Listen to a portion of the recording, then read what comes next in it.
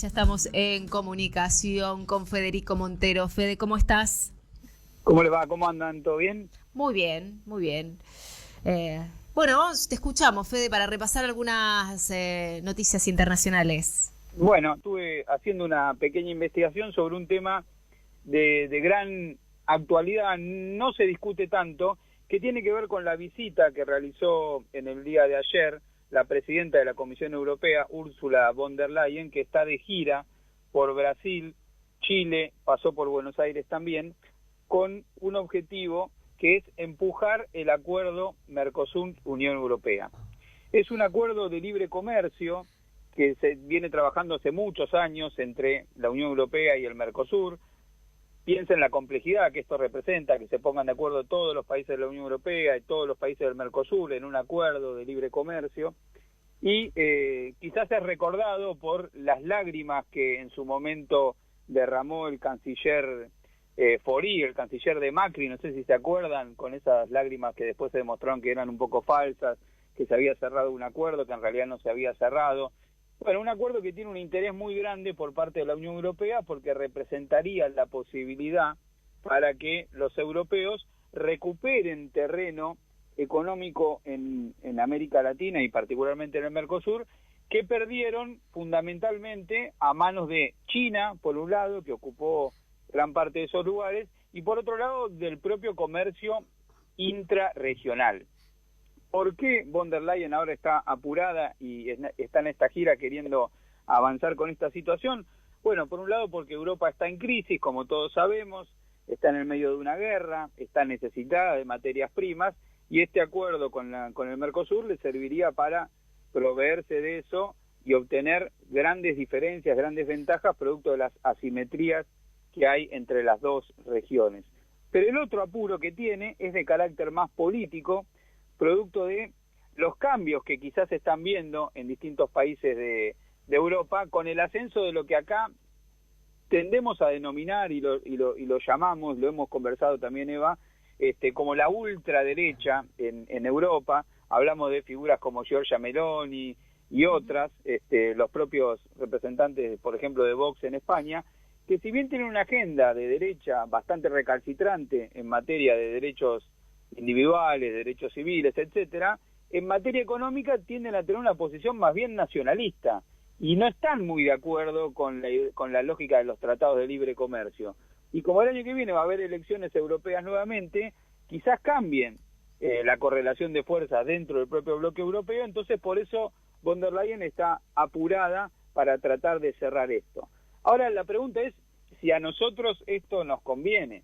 En principio, el tratado tal como está firmado, tal como está redactada lo que se conoce hasta ahora, no tiene mecanismos eficaces para lidiar con las grandes asimetrías económicas que existen entre los dos bloques, y por eso era un objetivo del gobierno de Macri, con su tendencia a abrir la economía, a liberalizar, poderlo cerrar, pero eso, por un lado, no va a funcionar.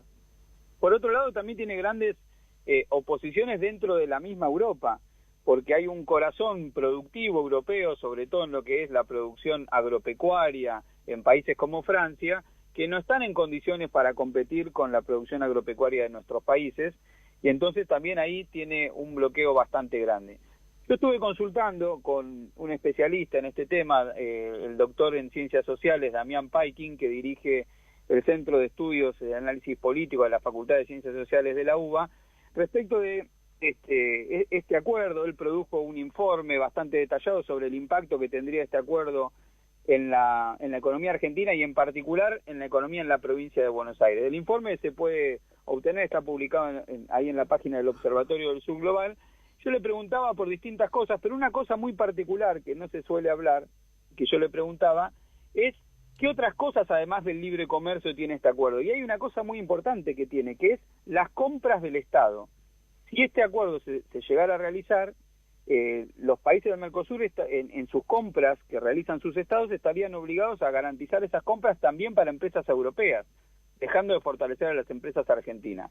Y si te parece, Eva, escuchamos lo que me comentaba Damián Paikin en relación a este tema particular. Dale.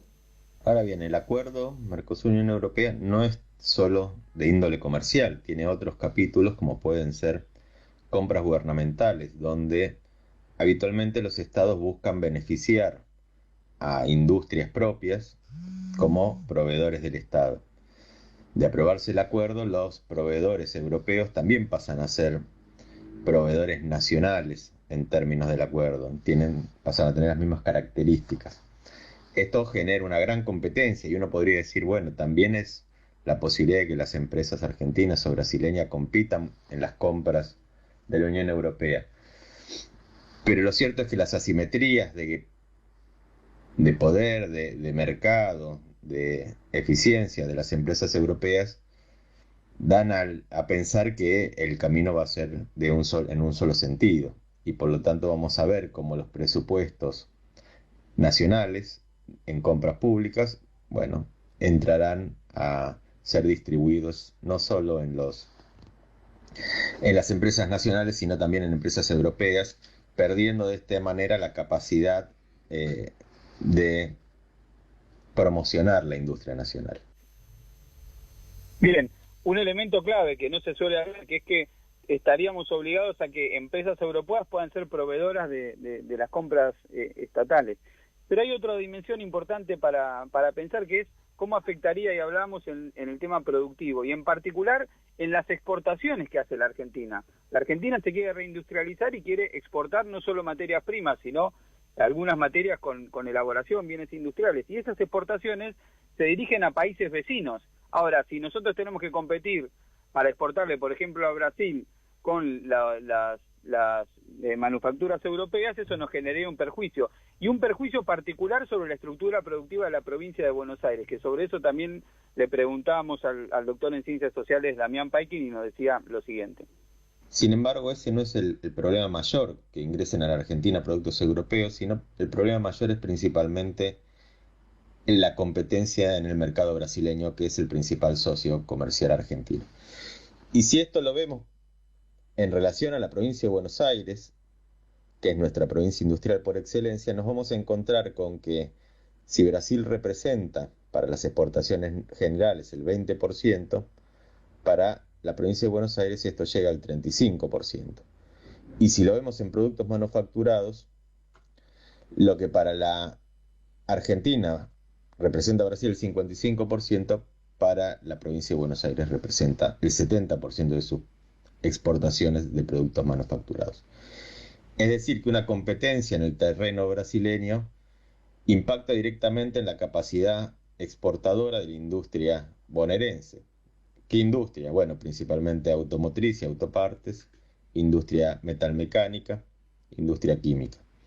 Así que este acuerdo genera, a la vez que una situación comprometida en el comercio bilateral, una pérdida posible de porciones de mercado en Brasil, y ahí es donde hay que apuntar principalmente, porque Brasil es nuestro principal socio comercial.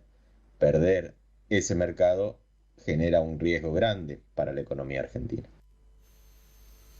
Bien, el informe es mucho más completo y analiza distintas dimensiones de cómo nos perjudicaría este acuerdo en materia productiva, sobre todo en la provincia de Buenos Aires. Los invito a que lo lean. Ursula von der Leyen tuvo una reunión con el presidente Alberto Fernández. El presidente Alberto Fernández anunció que el Mercosur va a contraproponer 3 documentos que van a intentar restringir estas asimetrías que plantea el acuerdo Mercosur-Unión Europea, que van a ser presentadas en julio en la próxima cumbre del Mercosur. Así que vamos a ver cómo sigue esto. Lula también hizo críticas semejantes en relación a las compras públicas, en relación a las asimetrías, y en relación a cómo también se pretende penalizar desde la Unión Europea a los incumplimientos en estándares climáticos, por ejemplo la deforestación, en el marco de este acuerdo también. Así que nada, prender la luz de alerta sobre esta avanzada en materia de libre comercio, que está muy trabada, pero que bueno, la representante de la Unión Europea, por estas urgencias que yo decía, comerciales y políticas también, está en esta gira promocionando este acuerdo, que hay que mirarlo bien y estar muy atentos para no salir perdiendo en un contexto político del país y del mundo tan delicado como el que atravesamos. Fede, la seguimos la semana que viene, pero te escuchamos el sábado. Sí, el sábado a las 18 horas en Diálogo Internacional vamos a seguir con toda la actualidad de la región. Si no lo escucharon, está en el YouTube de la página de la radio, la entrevista que le hicimos el sábado pasado a Rafael Correa, presidente de Ecuador, con todas las novedades de cara a las próximas elecciones que va a haber en ese país. Fede, muchas gracias. Okay. Federico Montero, En Cuanto Cuento.